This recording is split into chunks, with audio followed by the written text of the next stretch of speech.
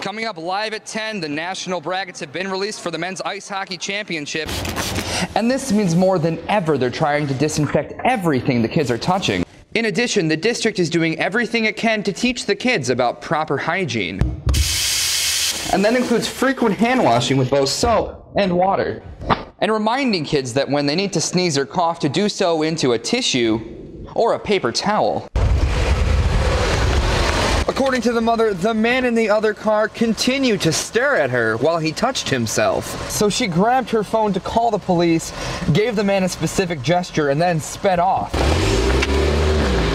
Now, although they can park here, that doesn't mean they always like to. Let's take a walk. Parking lots like this one near Onondaga Hall, or Fennell Hall, or behind Hart, where they contain these humongous potholes. The school says they're currently allocating money to larger projects, so in the meantime, just be careful while you drive over them. This rational tuition plan will increase your payments by $300 every year over the next 5 years. So if your child is in middle school right now, by the time they get to college, you guessed it, that's an increase of $1,500 from today. 1 child is dead and 4 are injured after a high school shooting took place in Chardon, Ohio.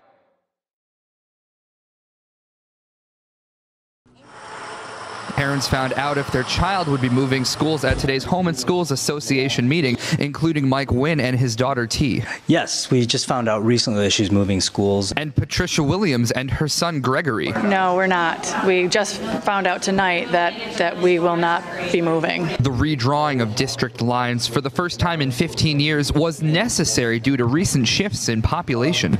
2 years ago, 3 years ago, we had talked about the fact that we had a declining enrollment in our school district and our community. Christ says there will be minimal changes to employment levels. There will be really no significant impact on staffing, either to the plus or minus, with this change. Among the considerations for the redistricting plans was safety, as you can see exhibited here at the intersection of State Route 104, where the north side will go to Kingsford Park and the south side will go to Fitzpatrick Elementary. 104 being a state highway, a very, very busy, complex route, this just makes sense to use that as a particular priority. Christ and Wynn feel that while change may be scary, the kids will be fine. We were kind of upset at first, but we realized that, kids are resilient and she's only 6 years old and she'll be fine and make new friends. Children, just by the nature of who they are and what they are extremely adaptable and extremely moldable to new environments and new situations. Reporting for 10 News, I'm Alex Resila.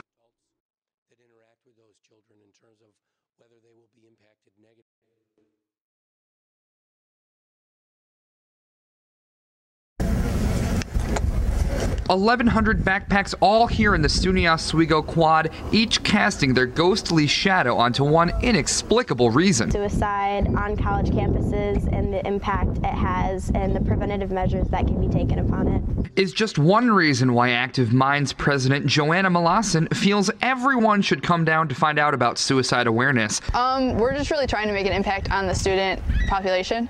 I think a visual display is something that they don't usually get.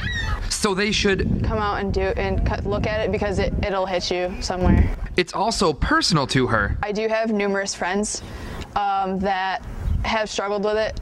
I myself have struggled with suicidal thoughts before. I actually ended up in an inpatient facility in the hospital.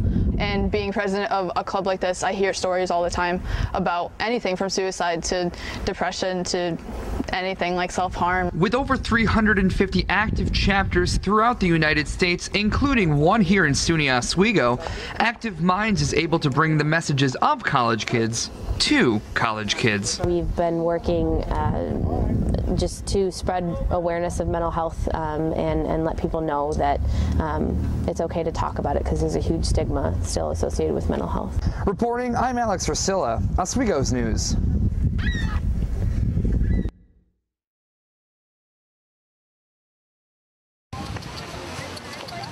If any of you have seen anything squirrely on the SUNY Oswego campus recently, don't be alarmed.